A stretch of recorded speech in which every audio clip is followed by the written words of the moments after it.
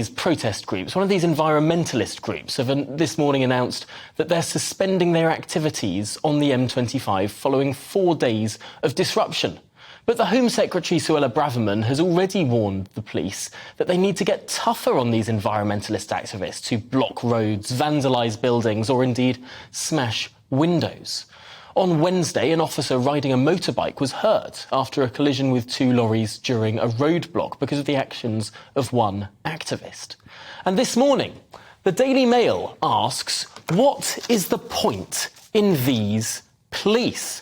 This, of course, after 17 police officers stood aimlessly in the face of one lone protester shutting down the M25.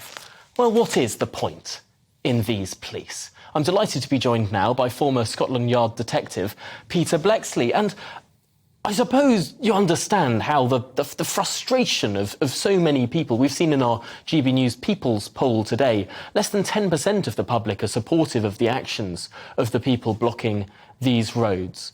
Why is it that 17 officers can stand there sort of twiddling their thumbs as an entire motorway gets blocked? It's a dreadful image on the front of the Daily Mail today.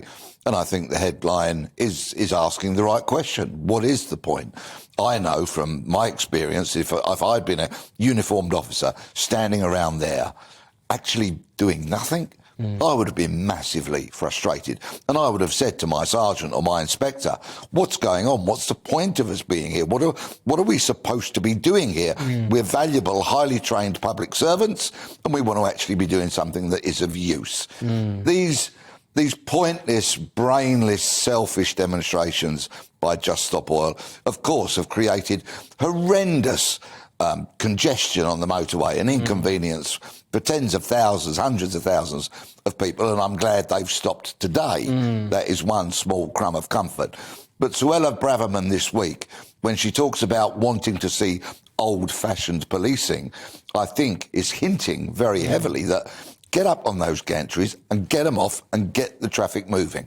But it's interesting, politicians have been reticent to get involved in the operational decisions of the police. The police are operationally independent, and politicians and indeed the government is always very careful to say, well, of course the police are independent, we don't want political interference. Where are we in that line? At what point does the Home Secretary really need to spell it out in plain English, that they need to be a bit tougher?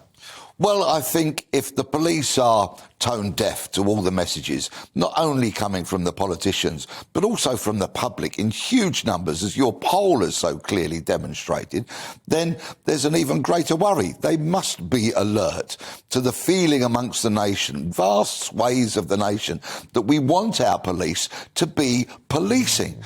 And that's coming from the Home Secretary through to the general public. They want to see robust, swift, effective policing. And there are green shoots. Because if we take Stephen Watson, for example, the Chief Constable of Greater Manchester Police, who's dragged them out of special measures in a relatively short amount of time and has refocused on standards, uniform, behaviour, and also every burglary victim being visited. And look what's happened in a very short space of time. Lo and behold, detection figures for burglary have gone up by 52% in Greater Manchester. So who would have thought that if a police officer turns up and investigates a crime, they're going to be more likely to solve it? So much of this now is about leadership within the police. How can that be reflected across the country? Well, there is a problem because so many senior police leaders these days have been in the police for 20, 25 years or so, and they've been part of this generation of policing that have said everything in the past is bad, everything we come up now with and in the future is good. Well, of course, Suella Braverman has really kind of challenged that this week by saying she wants old-fashioned policing. But you know what? There's no old-fashioned coppers left in the corridors of policing power these days. So, should the Home Secretary want to call upon many, many thousands of retired police officers who are not blind to the sins of the past, not at all, are visionaries, but remember what was good, what was effective, what worked, what gained public trust and confidence, then I know there's thousands of them would be willing to sit around the table with a cup of tea for free. Really, really interesting stuff. Well, let's see if this new